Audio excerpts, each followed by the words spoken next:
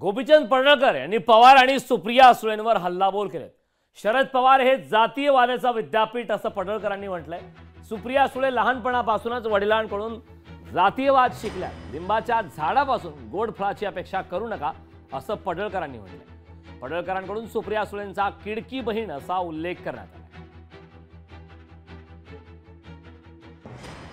पवारांचा एक फॉर्म्युला आहे, पुरोगामीपणाच्या बाता हाणायच्या आणि जातीयवादावरती चर्चा घडवायच्या। देवेंद्रजी तुम्हाला पुरून उरले, देवेंद्रजी कशातच सापडत नाहीत, तर मग त्यांच्या जातीवरती बोला।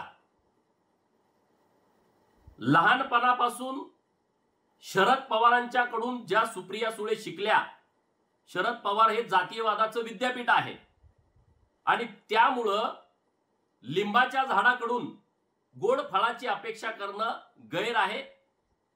जसा बाप तशी लेक। सुप्रिया सुळेंनी काल प्रवक्त्यांसोबत बैठक घेतली, त्यामध्ये असं दिसून आलं की फक्त देवेंद्र फडणवीसच आपले टार्गेट आहेत असं त्यांनी म्हटलं। मी त्यांचे आभार मानतो। त्यांनी हा जो माझा गौरव केलेला आहे त्याबद्दल मी अतिशय त्यांचा आभारी आहे। आता मात्र एकनाथ शिंदेजी किंवा देवेंद्रजी हे जरी दोन व्यक्ती असल्या तरी आमचा वैचारिक संगम हा एकत्र आहे आणि अशा घोषणा देऊन भेद पाडण्याचा प्रयत्न केला तरी आता मतदार यांच्या अशा वृत्तीला कुठेही खतपाणी घालणार नाही।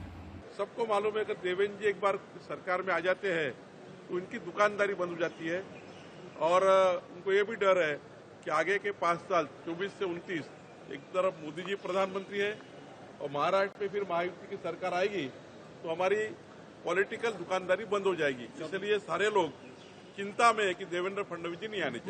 महाराष्ट्रातली मायबाप जनतेला माझी स्टाईल बोलायची माहिती।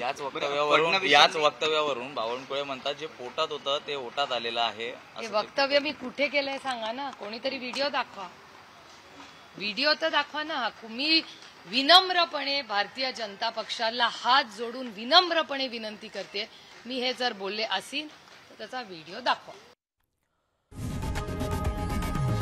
लोकशाही मराठी ऐका, पहा, जागरूक रहा।